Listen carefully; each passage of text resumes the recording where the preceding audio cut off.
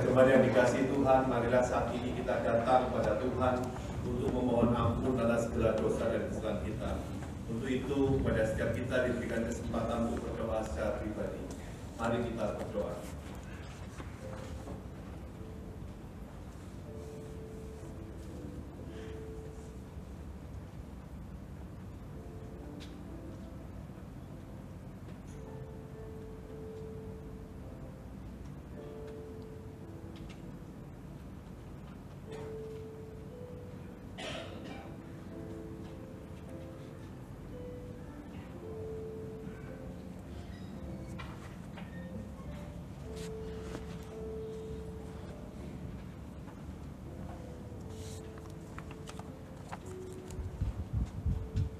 Bapa Surgawi, Allah yang senantiasa mengasihi kami, dengarkanlah ya Tuhan setiap doa pengakuan dosa kami, dan ampunilah segala dosa dan kesalahan kami ya Bapa. Naikkan kami ya Tuhan untuk boleh menaikkan pujian dan mendapat berkat firman-Mu. Ampuni kami, dan kami mau menyerahkan hidup kami ya Tuhan, secara pribadi, keluarga maupun sebagai kesatuan jemaat di tempat ini. Pimpin kami ya Tuhan, dan mampukan kami untuk senantiasa hidup seturut dengan firman-Mu. Di dalam nama Tuhan kami Yesus Kristus, kami naikkan doa kami. Amin.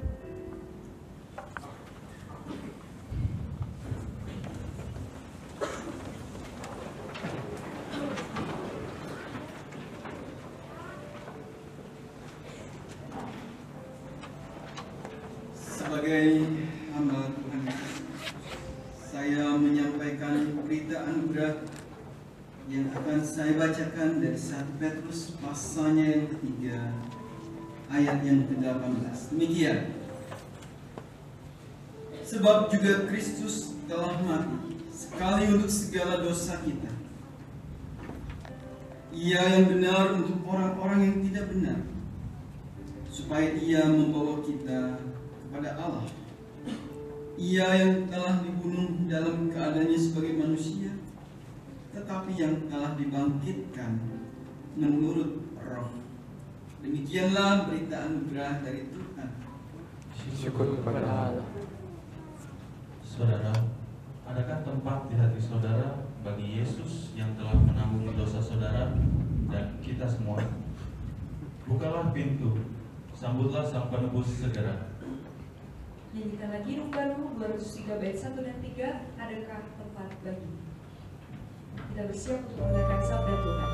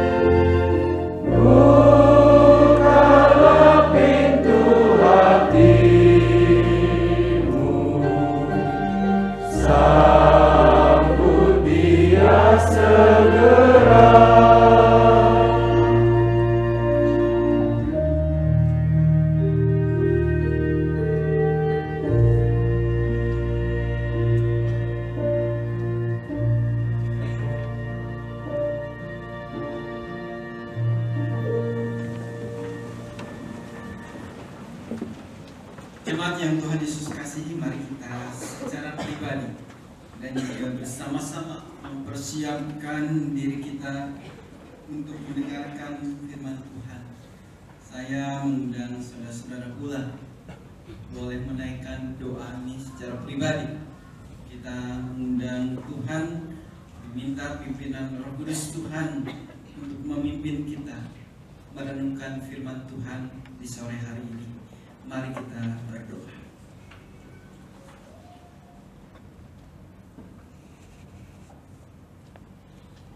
Di dalam rasa syukur kami kepada Tuhan,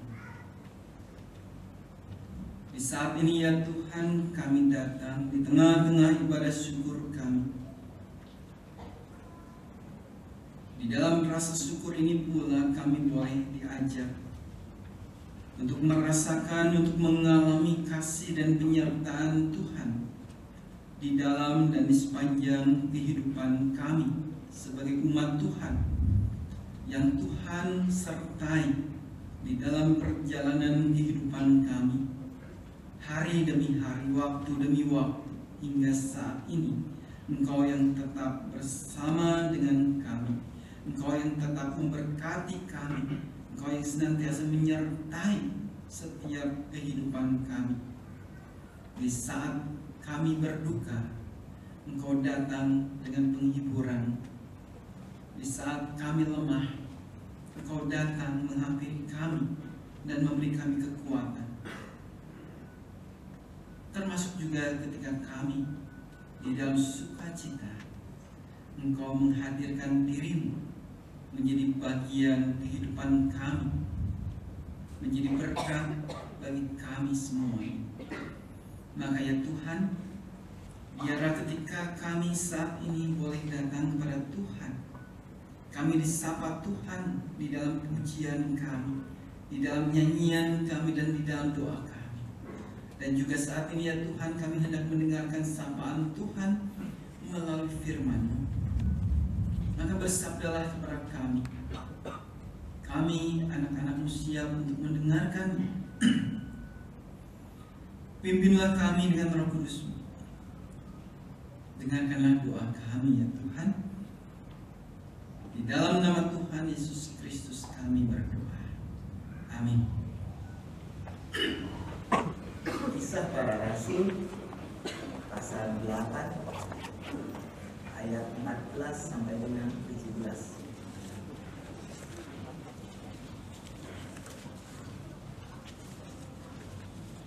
Kisah Para Rasul pasal 8 ayat 14 sampai dengan 17.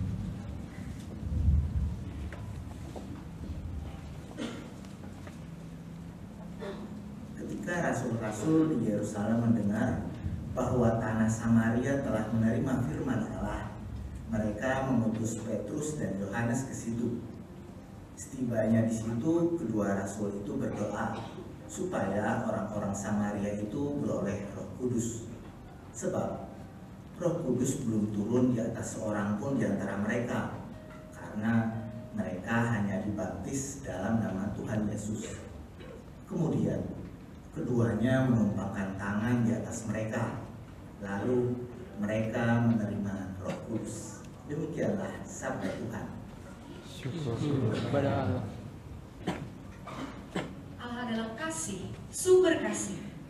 Saudara, mari buka hati kita untuk mendengarkan firman-Nya. Kiriman 434 ayat 1 dan 3. Allah adalah kasih dan sumber kasih.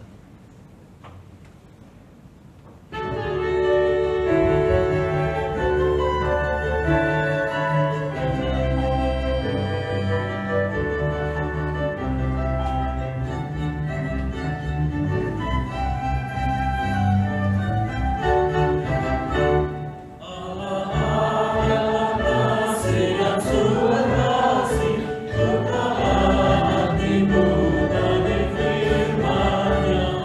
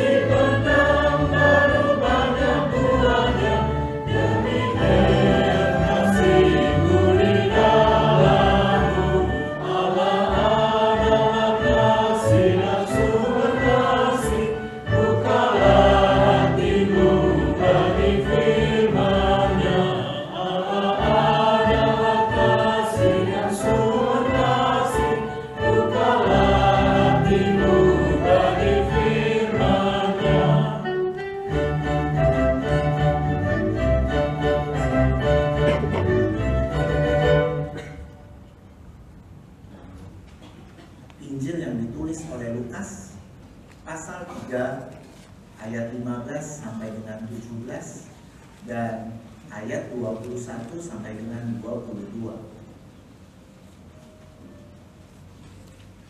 Injil yang ditulis oleh Lukas pasal 3 ayat 15 sampai dengan 17 dan ayat 21 sampai dengan 22. Tetapi karena orang banyak sedang menanti dan berharap, dan semuanya bertanya dalam hatinya tentang Yohanes, kalau ia adalah Mesias. Yohanes menjawab dan berkata kepada semua orang itu, "Aku membaptis kamu dengan air, tetapi ia yang lebih berkuasa daripadaku akan datang, dan membuka tali kasutnya pun aku tidak layak. Ia akan membaptis kamu dengan Roh Kudus dan dengan api. Alat penampi sudah di tangannya untuk membersihkan tempat pengirikannya dan untuk mengumpulkan gandumnya ke dalam lumbungnya. Tetapi debu jerami itu akan dibakarnya dalam api yang tidak terpadamkan." Ayat 21. Ketika seluruh orang banyak itu telah dibaptis, dan ketika Yesus juga dibaptis dan sedang berdoa, terbukalah langit dan turunlah Roh Kudus dalam rupa burung merpati ke atasnya. Dan terdengarlah suara dari langit, "Engkaulah anakku yang kukasihi, kepadamulah aku berkenan." Demikianlah Injil Yesus Kristus. Berbahagialah orang yang mendengarkan firman Tuhan dan tekun melaksanakannya. Haleluya. Haleluya. Haleluya. Haleluya.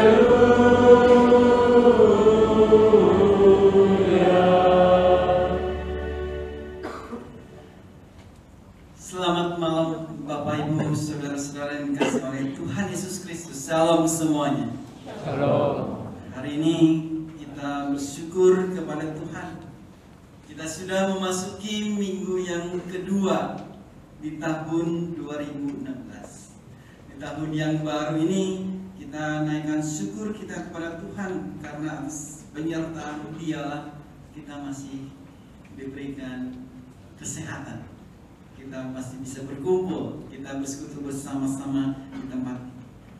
Bapak Ibu yang terkasih di dalam Tuhan Yesus Kristus, hari ini juga bertepatan dengan pertukaran pengkhotbah yang diatur oleh BPMSW GKI Jawa Tengah.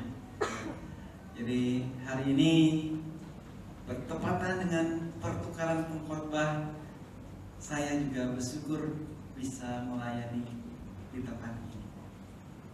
Jemaat yang dikasih oleh Tuhan Yesus Kristus, ya untuk itulah saya memperkenalkan diri terlebih dahulu. Karena yang baru pertama, jadi pastinya ada wajah baru yang belum tahu. Ya, saya juga demikian, ada banyak wajah baru yang belum pernah saya lihat. Saya Pendeta Ferry Susanto, saya pendeta di GKI Wonosobo, masih Jawa Tengah. Kalau saudara-saudara pernah ke daerah Dieng, maka pasti akan lewat kota Wonosobo. Dan saudara, saya berjemaat.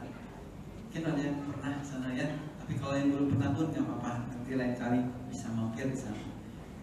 Dan kalau suatu waktu sedang berwisata di sana, mampirlah ke GKI Wonosobo. Sedikit promosi. Bapak Ibu, saudara-saudara yang terkasih di dalam Tuhan Yesus Kristus, hari ini kita akan bersama-sama diajak untuk melihat makna baptisan Yesus yang kita rayakan khusus hari ini. Mari kita bersama-sama renungkan bersama bacaan Injil yang kita baca tadi, dan juga ada beberapa tambahan bacaan yang akan juga kita jadikan referensi untuk perenungan kita di malam hari ini. Di dalam setiap kehidupan kita, jujur kalau mau kita akui bersama, bahwa kita selalu akan diperjumpakan atau kita akan senantiasa mengalami kejadian yang baru. Kita senantiasa diperhadapkan pada peristiwa-peristiwa baru. Kita juga diperhadapkan pada orang-orang baru. Ya, seperti yang saya tadi katakan, ada kalanya kita berjumpa dengan orang-orang baru, orang-orang yang belum pernah kita kenali siapa dia dan juga siapa diri kita untuk mereka. Tapi inilah sebuah realita kehidupan kita. Di tengah-tengah perjumpaan-perjumpaan yang baru itu, mari kita akui bahwa ada hal yang ingin coba kita maknai. Dan juga sekaligus ada sebuah tuntutan bagi kita selaku umat Tuhan ketika kita memperlakukan orang-orang yang kita jumpai di dalam kehidupan kita, baik yang sudah sering kita jumpai, kita temui, maupun orang-orang yang baru kita kenal, yang baru kita jumpai. Di dalam nyanyian tanggapan menyatakan ada Allah adalah kasih. Allah adalah sumber kasih. Maka ketika kita mengakui bahwa kita adalah umat Allah, maka konsekuensinya Allah kasih itu juga seharusnya nyata di dalam kehidupan kita. Kasih yang harus dinyatakan ketika kita berrelasi dengan orang-orang yang ada di sekitar. Namun, ya ada namun seringkali kita sulit untuk mengasihi. Ketika Allah menyatakan dirinya Ia adalah kasih, dan kita diajak juga untuk menyatakan kasih Tuhan, tapi kita seringkali sulit. Mengapa kita sulit untuk mengasihi orang-orang yang ada di sekitar kita?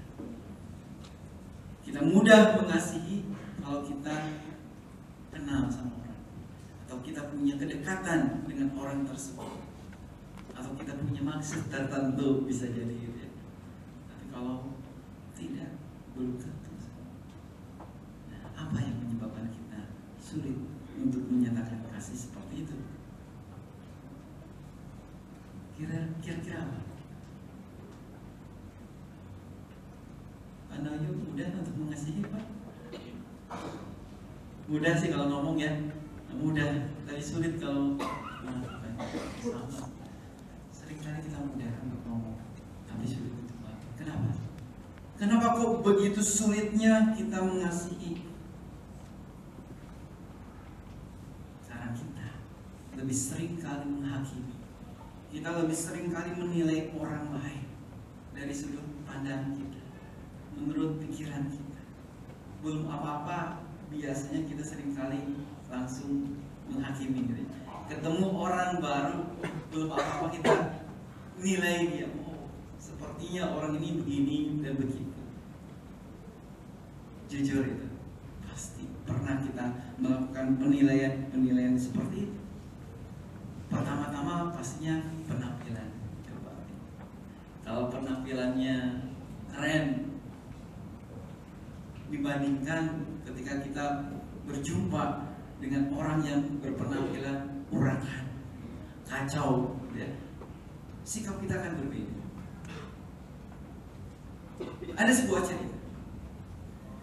Ini juga bicara soal sikap penilaian terhadap seseorang. Ceritanya demikian. Pada suatu hari datang seorang laki-laki dengan pakaian yang kucel, dekil, kotor. Dan laki-laki ini dikenal sebagai seorang pengemis di daerah itu. Jadi semua orang tahu bahwa laki-laki ini adalah pengemis. Dan si pengemis ini datang ke sebuah toko kue. Toko kue yang cukup mewah, cukup bergengsi di daerah itu. Ia datang dengan maksud untuk membeli sepotong kue. Dan bukan main terkejut ketika si pelayan melihat si pengemis ini masuk ke dalam toko. Dan si pengemis ini memesan sepotong kue kepada pelayan.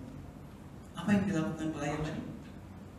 Ia segera membungkus kue itu, kue yang dipesan oleh si pengemis tadi, agar ya kalau bisa si pengemis ini segera pergi meninggalkan toko itu. baru membungkus dan belum sempat menyerahkan kue itu kepada pengemis tadi, muncullah si pemilik toko. Pemilik ini berseru demikian, "Tunggu, biar aku saja yang menyerahkannya." Jemaat yang Tuhan kasihi, seraya berkata demikian, maka diserahkanlah bungkusan kue itu kepada si pengemis tadi. Dan dengan membungkuk hormat, si pemilik toko itu mengatakan, "Terima kasih atas kunjungan Anda." Dengan begitu ramahnya, ternyata si pemilik toko menyambut dan melayani si pengemis tadi.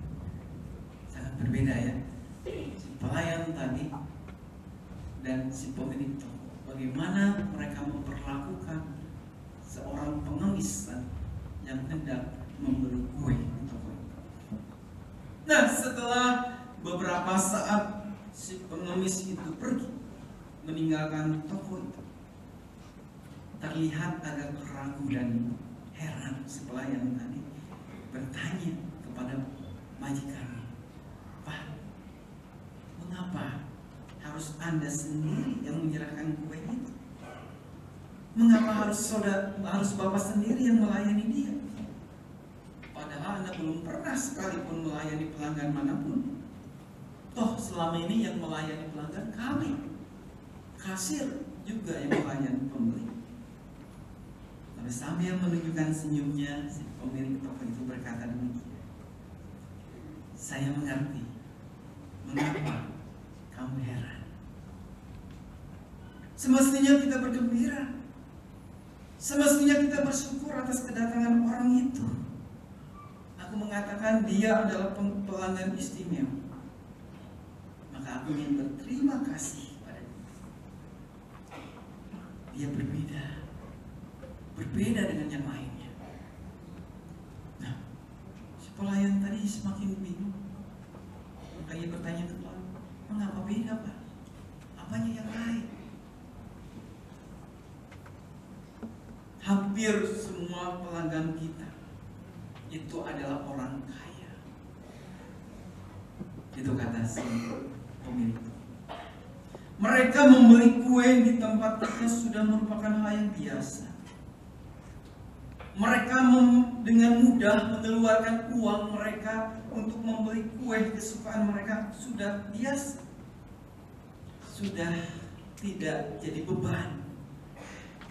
Tapi orang tadi pastinya sudah begitu merindukan kue kita, sehingga untuk mendapatkan sepotong kue saja, sepotong kue yang ia inginkan, ia harus berkorban. Mungkin ia harus mengumpulkan recehan demi recehan untuk bisa membeli kue tadi. Saya tahu kue itu sangat penting bagi dia. Nah, karena itulah saya memutuskan bahwa ia layak dilayani oleh pemilik toko itu. Itulah sebabnya mengapa saya melayani dia. Itu kira-kira penjelasan si pemilik toko tadi. Bapak Ibu saudara yang dikasihi dalam Tuhan, apa pesan ceritakan? Kalau Bapak Ibu dan saudara-saudara mendengar dengan teliti, sama seperti yang saya tadi katakan, seringkali kita sulit untuk mengasihi orang-orang yang ada di sekitar kita karena kita seringkali asik dengan penilaian kita. Seringkali kita lebih mudah untuk menghakimi mereka. Belum apa-apa kita nilai dari sudut pandang kita. Kita hakimi mereka. Tapi bagaimana si pemilik toko yang kita dengar tadi? Ini berbeda dengan si pelayan tadi. Yang mana kita? Jangan-jangan kita lebih banyaknya adalah sosok pelayan tadi, ya? Jangan-jangan, semoga tidak. Saya tertarik dengan apa yang dilakukan oleh si pemilik toko kue tadi. Saya hubungkan, saya refleksikan dengan sikap Allah. Ketika Allah memandang kita, ketika Allah memandang manusia yang berdosa itu sungguh berharga di hadapannya. Ketika Allah memandang manusia yang berdosa itu diberikan tempat yang istimewa sebagai ciptaannya. Dan sebagai ciptaannya manusia itu mulia. Dan oleh karena itulah Allah mengasihi manusia yang berdosa. Mengasihi kita. Alkitab mencatat, hanya Allah semata yang memperlakukan manusia yang berdosa itu dengan begitu istimewa. Sehingga Allah sendirilah yang harus turun tangan menyelamatkan manusia dari kuasa dosa. Kayaknya sama gitu ya, seperti si pemilik toko kue tadi. Ia yang harus turun tangan sendiri untuk melayani si pengemis tadi. Karena untuk menyatakan kasih, untuk menyatakan cinta kasih. Allah pun melakukan itu pada manusia. Allah turun tangan menyelamatkan manusia dari kuasa dosa. Namun seringkali manusia memperlakukan manusia lainnya, memperlakukan sesamanya sewenang-wenang. Seringkali kita manusia menyepelekan sesama kita. Seringkali kita menyakiti hati mereka. Seringkali kita tidak mempedulikan mereka. Bahkan kalau mau jujur, seringkali kita membuang mereka, mengecewakan mereka dengan sikap kita. Dan belum tentu apa yang kita lakukan itu benar. Malah bisa jadi sebaliknya, gitu ya. Kita menyalahkan orang yang benar. Bapak Ibu, saudara-saudara jemaat yang dikasihi oleh Tuhan, ada bacaan leksionari salah satunya yang mau kita coba lihat. Ini yang disampaikan oleh Yesaya 43 ayat yang pertama sampai ayat yang ke-7. Mari kita baca bersama-sama berbalasan. Yesaya 43 ayat yang pertama sampai ayat yang ke-7. Kita akan baca berbalasan. Saya akan membacakan ayat yang ganjil, Bapak Ibu dan saudara-saudara membacakan ayat yang genap.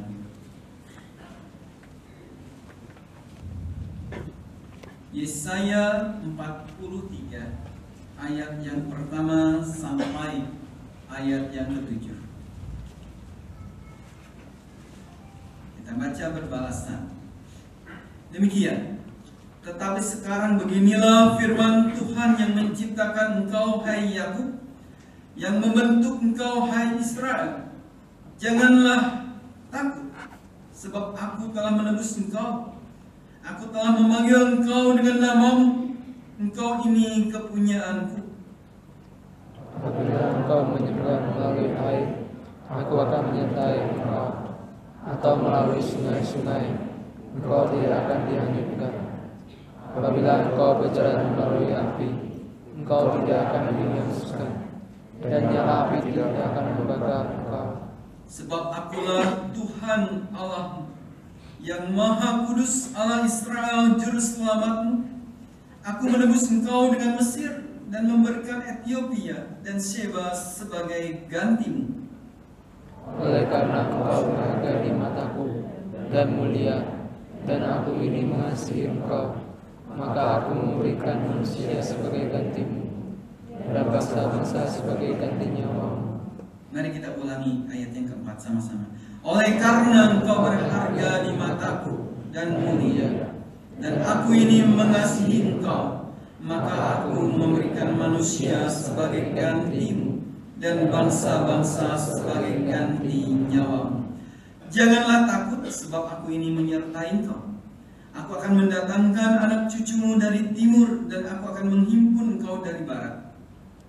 Aku akan berkata pada pustaka, berikanlah, dan berkata, janganlah takut. Bawalah anak perempuan dari sejauh, dan anak-anakku perempuan dari ujung-ujung bumi. Semua orang yang disebutkan dengan nama, yang kuciptakan untuk kemuliaan, yang kubentuk dan yang juga kujadikan. Yesaya menggunakan satu kata untuk menyatakan tindakan Allah. Kata yang dipakai adalah menebus. Menebus kalau mau kita coba definisikan, dan yang sering kali kita dengar tentunya membayar kembali, ya. Membayar untuk mengambil kembali apa yang sudah tergadaikan, apa yang sudah digadaikan. Jika saudara pergi ke pegadaian atau menggadaikan barang berharga saudara kepada pihak lain, maka untuk mendapatkan kembali barang berharga saudara, saudara harus menebus. Saudara harus membayar sejumlah nominal yang telah ditentukan sejak awal perjanjian gadai. Dan jika saudara tidak membayarnya, barang berharga saudara akan hilang, disita, dilelang, atau diserahkan pada orang lain. Penebusan, ditebus, menebus, itu kata kunci yang disampaikan oleh Yesaya. Mengapa Tuhan menebus manusia? Jawabannya jelas, karena Allah mengasihi manusia. Allah mengasihi manusia walaupun manusia telah jatuh ke dalam dosa. Allah mengasihi dunia ini, bumi yang sudah menjadi rusak, bumi yang sudah penuh dengan kekerasan, tapi Allah tetap mengasihi. Dan untuk dunia yang demikianlah Allah mengaruniakan anaknya yang tunggal, Tuhan kita Yesus Kristus. Karena di dalam Dia Allah menyiapkan, Allah menyediakan keselamatan bagi orang yang percaya kepada Dia. Jemaat yang Tuhan Yesus kasihi, hari ini kalau kita mencoba kaitkan dengan bacaan Injil Lukas yang memaparkan kepada kita peristiwa pembaptisan Yesus, kisah yang biasa kita dengar, kisah yang biasa kita baca, berkali-kali kita tahu, dan bahkan setiap tahun kita rayakan, termasuk hari ini kita rayakan pembaptisan Yesus. Tapi apa makna di balik? Bagaimana kita memaknai peristiwa pembaptisan Yesus dengan sikap iman kita, sikap hidup kita sebagai umat Tuhan?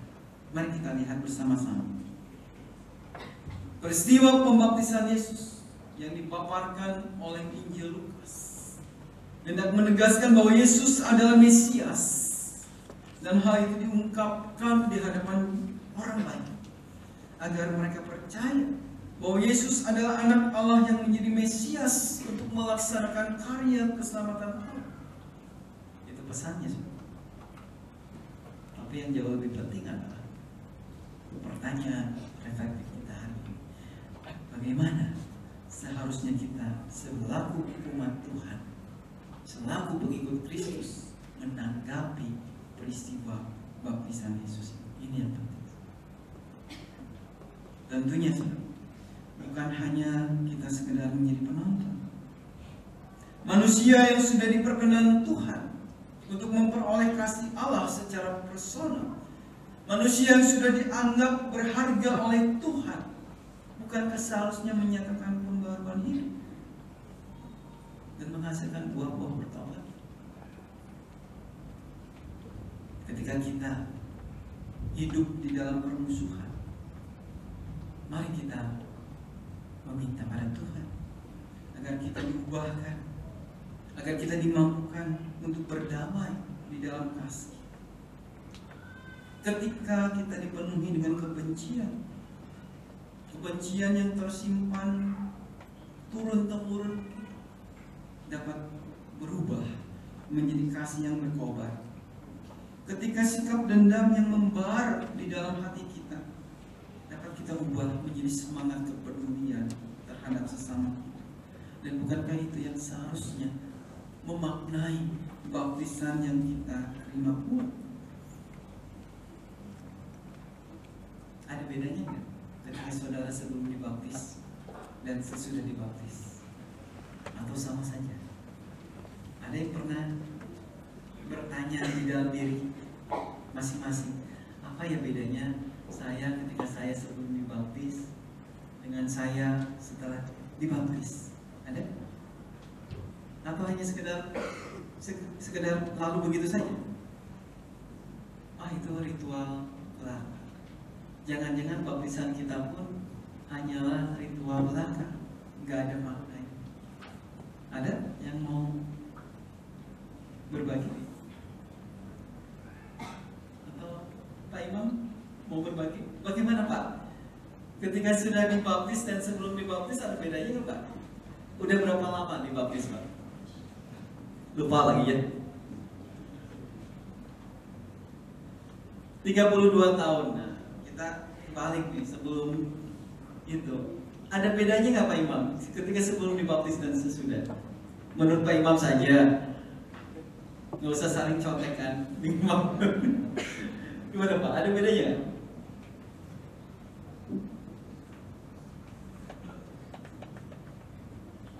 Ada Pak bedanya? Bedanya apa? Nanya ke Pak Wisnu dulu ya. Apa bedanya?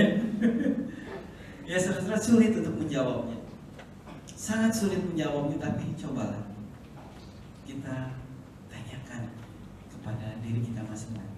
Ada nggak bedanya? Dan hari ini saudara-saudara, saya mengingatkan kita bersama-sama, mari kita melihat kembali makna baptisan itu dengan sikap hidup kita. Melalui baptisan Allah telah menebus kita dengan darah Kristus. Melalui baptisan Yesus, Allah hendak menyatakan dirinya sebagai Allah yang solider dengan orang-orang yang berdosa. Walaupun ia tidak berdosa, namun ia memilih untuk memposisikan dirinya di tempat manusia yang berdosa. Ia solider pada saya. Allah solider pada saya. Allah solider pada saudara-saudara. Maka bukankah seharusnya kita pun solider terhadap sesama kita? Tapi realitanya sulitnya untuk melakukan itu.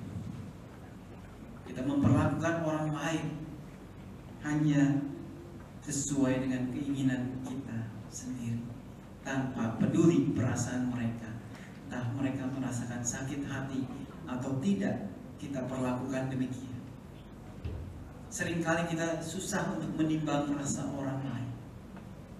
Yang dilihat adalah diri kita sendiri. Yang penting saya merasa enak. Yang penting saya nyaman, gak peduli bagaimana perasaan mereka.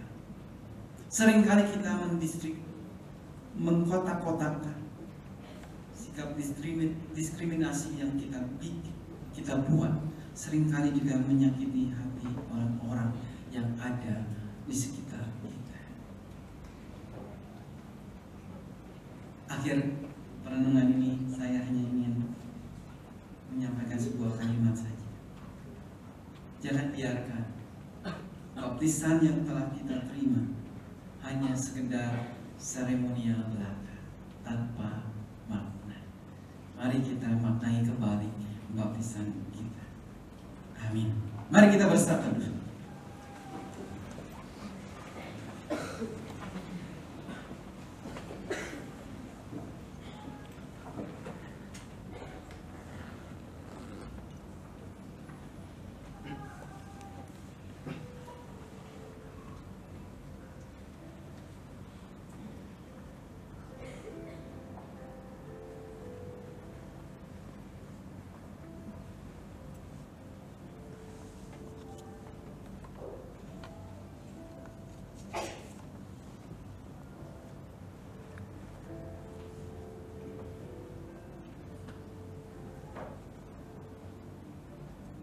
Ya Tuhan, firman-Mu mengingatkan kami. Firman-Mu meneguhkan kami kembali bahwa Allah adalah kasih, Allah yang mengasihi kami, Allah yang mengangkat kami. Manusia yang berdosa ini menjadi begitu mulia dan istimewa dan berharga di hadapan-Mu. Maka biarlah Tuhan kami juga belajar untuk memperlakukan orang-orang yang ada di sekitar kami sebagaimana yang Tuhan lakukan. Betapapun tidak menyenangkan, betapapun menyakitkan, tapi kami boleh membuka diri kami untuk kehadiran mereka, menempatkan mereka, memperlakukan mereka sebagaimana Tuhan menyatakan melalui tindakan yang mengasihi kami. Terima kasih untuk firman-Mu yang mengingatkan kami. Kiranya kami boleh melakukannya dan Tuhan memampukan kami agar setiap relasi kami dengan orang-orang yang ada di sekitar kami dapat menjadi berkat, dapat dilihat menjadi sebuah kesaksian yang indah. Di dalam nama Tuhan Yesus kami berdoa. Amin.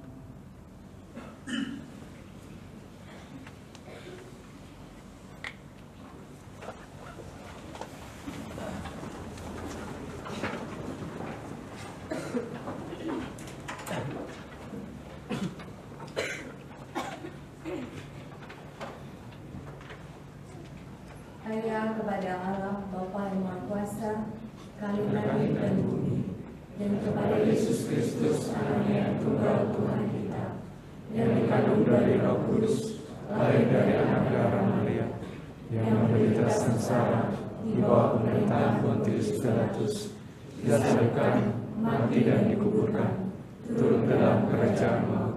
Pada hari yang ketiga, bangkit pula dari antara orang mati, naik ke surga, duduk sebelah kanan Allah, Bapa yang Maha Kuasa, dan dari sana Ia akan datang untuk menghakimi orang yang hidup dan yang mati. Aku percaya kepada Roh Kudus, Gereja yang kudus dan am, persekutuan orang kudus, pengampunan dosa, kebangkitan orang mati, dan hidup yang kekal. Amin. Silakan duduk kembali.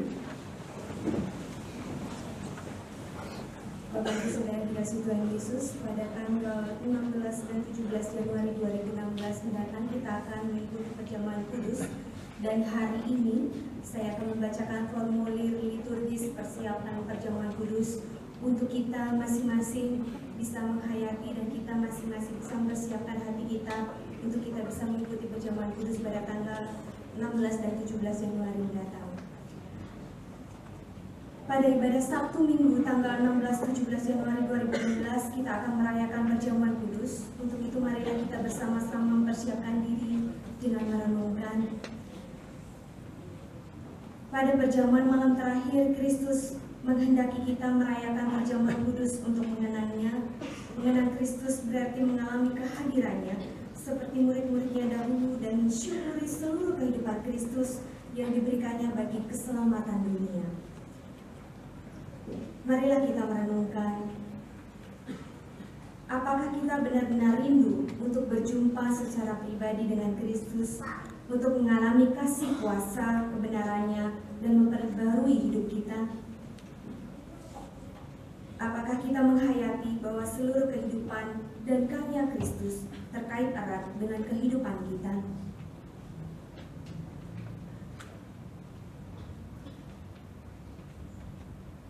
Pada perjamuan malam terakhir ketika Kristus memecah roti dan mengangkat cawan, Dia membagikan tubuh dan darahnya sendiri kepada murid-muridnya. Menerima tubuh dan darahnya berarti dipersatukan dengan Kristus sehingga Dia menjadi kepala dan kita tubuhnya. Berarti juga dipersatukan dengan semua orang yang menerimanya. Marilah kita merenungkan, apakah kita menghayati bahwa Kristus adalah kepala seluruh kehidupan kita dalam hidup berkeluarga, berjemaat, dan bermasyarakat? Apakah kita menghayati bahwa kita adalah sesama anggota tubuh Kristus yang saling mengasihi seorang terhadap yang lain? Kita pun dipersatukan dalam kematian dan kebangkitan Kristus, roti hidup yang dipecah-pecahkan bagi dunia ini. Itu berarti diutus untuk mengosongkan dan menyangkal diri, memikul salib dan mengikut Kristus untuk memberi hidup kita demi keselamatan dunia. Marilah kita merenungkan, apakah dalam persekutuan dengan Kristus kita mau berkorban dan menjadi berkat bagi sesama? Apakah kita telah menjadi mata dan telinga bagi Kristus yang melihat dan mendengarkan serta peduli terhadap kebutuhan dan masalah sesama? Sudahkah kita menjadi mulut bagi Kristus yang menyuarakan kebenaran dan keadilan? Sudahkah kita menjadi tangan bagi Kristus yang berkarya memperjuangkan damai sejahtera di muka bumi?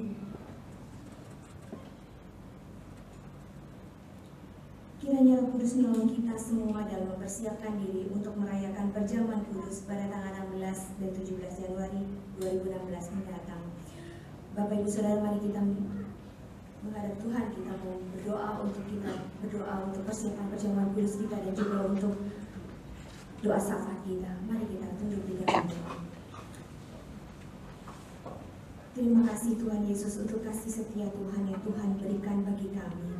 Ketika Tuhan selalu menyertai kehidupan kami, ketika Tuhan selalu menopang kehidupan kami, ketika Tuhan selalu memberi jalan keluar di dalam hidup kami, ketika Tuhan juga menyapa hidup kami melalui kejadian-kejadian di dalam keseharian kami.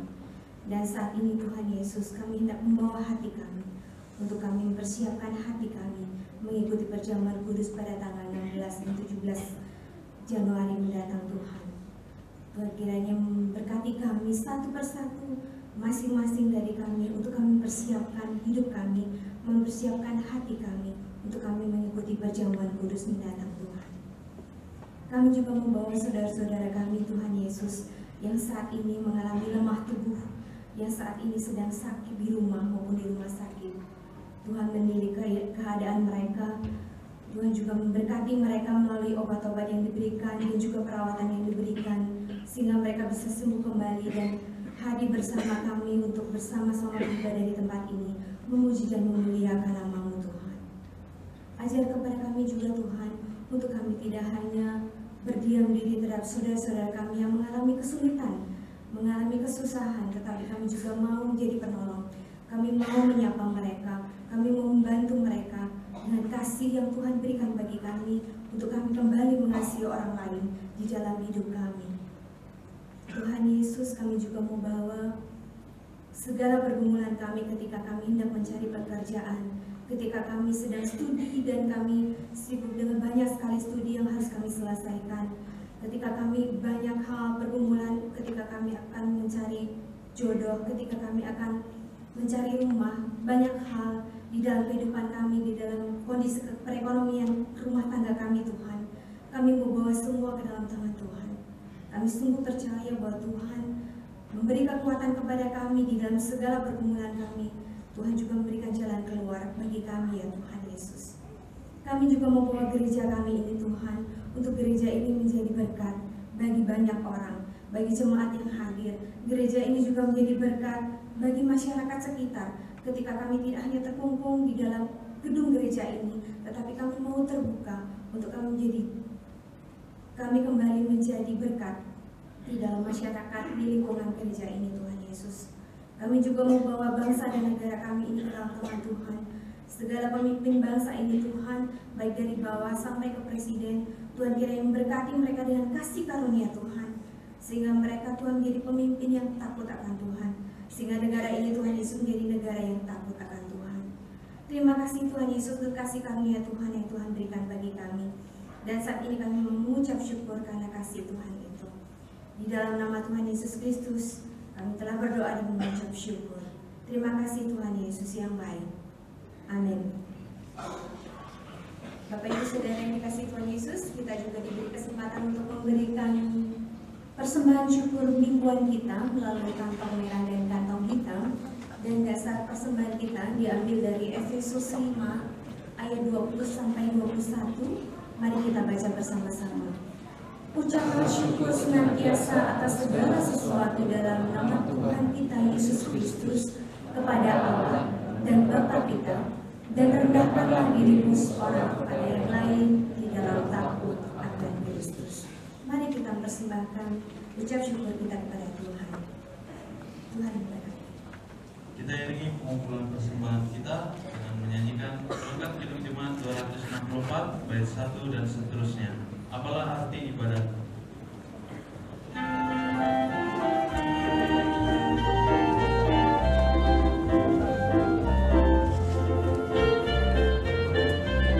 Apalah arti ibadahmu kepada Tuhan?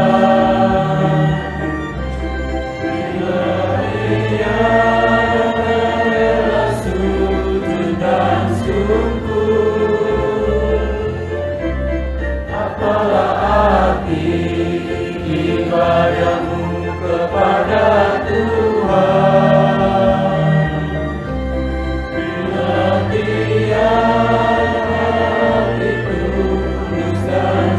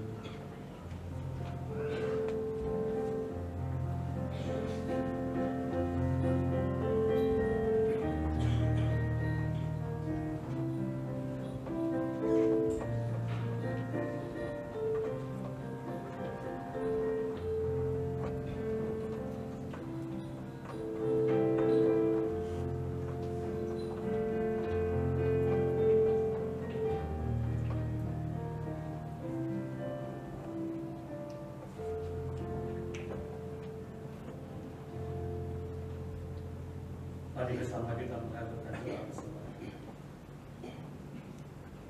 Allah Bapa yang Maha Kasih, kami menghadap kehadirat-Mu untuk mengucap syukur ya Allah atas semua hal yang boleh terjadi di dalam kehidupan kami. Bahkan pada saat ini ya Allah, kami boleh mengucapkan syukur kami melalui pengumpulan persembahan. Persembahan yang telah terkumpul ini Tuhan, kiranya Tuhan layakkan, kiranya Tuhan sucikan sehingga kiranya dapat menjadi sarana untuk memuji dan memuliakan. Bapa yang Maha Kasih, Ajar kami untuk senantiasa lebih mengasihi. Ajar kami untuk senantiasa lebih melayani sesama kami. Ajar kami untuk menjadi saluran berkat, sebagaimana Tuhan telah contohkan kepada kami melalui firman-Mu. Allah Bapa yang makasih, inilah doa ucapan syukur kepadamu ya Allah.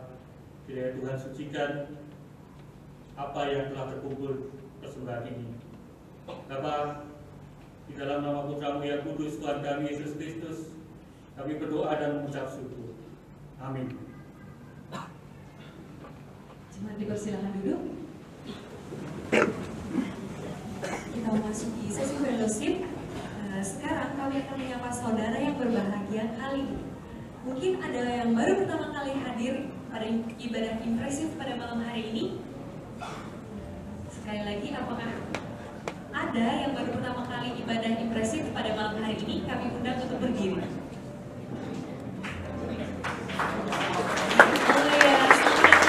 Terima kasih. Sepertinya Bapak Pendetanya juga ya.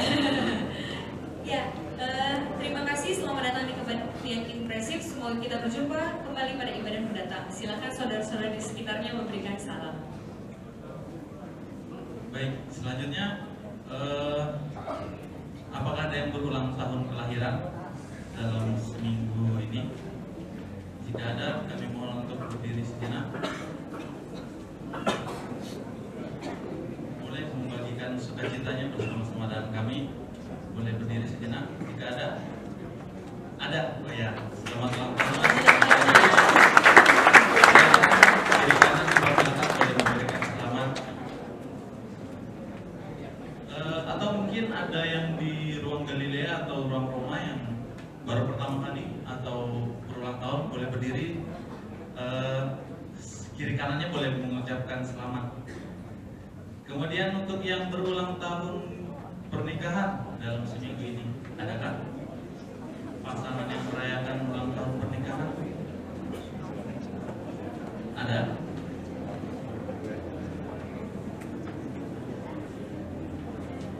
Tidak ada? Baik, kita rayakan bersama-sama teman-teman yang baru pertama kali hadir dan yang berulang tahun. Kita nyanyikan Happy Birthday. Boleh berdiri yang berulang tahun dan yang baru pertama kali hadir. Happy birthday to you. Happy birthday to you. Happy birthday, happy birthday, happy birthday to you. Happy birthday to you.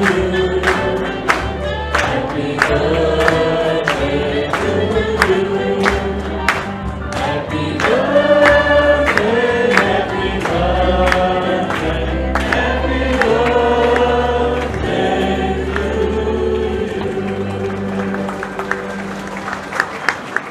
Baik, demikianlah fellowship kita. Terima kasih. Saudara, kita tidak tahu akan hari esok. Namun kita harus tetap tegap, tetap tenang. Karena kita berjalan bersama Yesus. Nyanyikanlah Kidung Baru 49 bait 1 dan 2. Tuhan yang pegang. Dan berdiri, kita akhiri ibadah kali ini.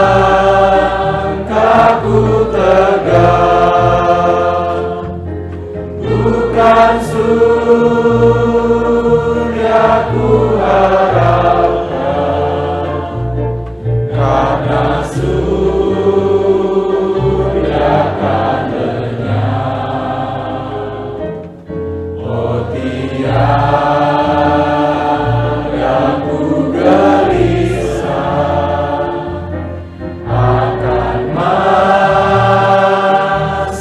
menjadi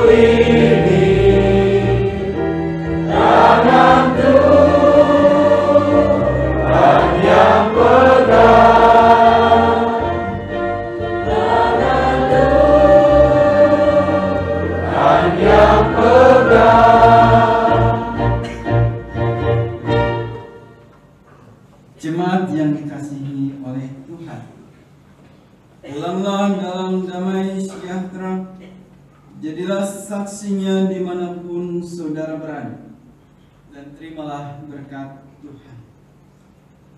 Semoga Allah sumber pengharapan memenuhimu dengan segala sukacita dan damai sejahtera dalam imanmu, supaya oleh kekuatan Roh Kudus kamu berlimpah-limpah dalam pengharapan.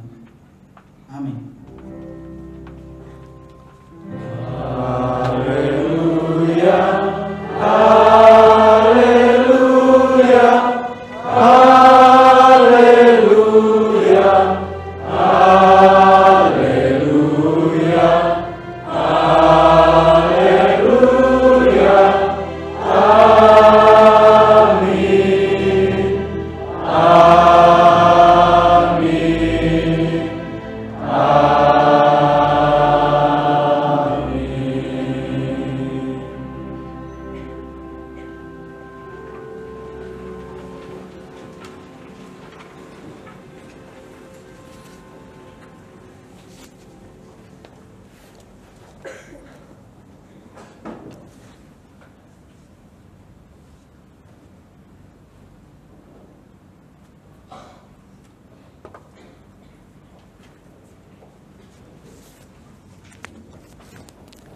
Demikianlah ibadah kita kali ini. Kita akan berjumpa kembali pada hari Minggu tanggal 17 Januari 2016.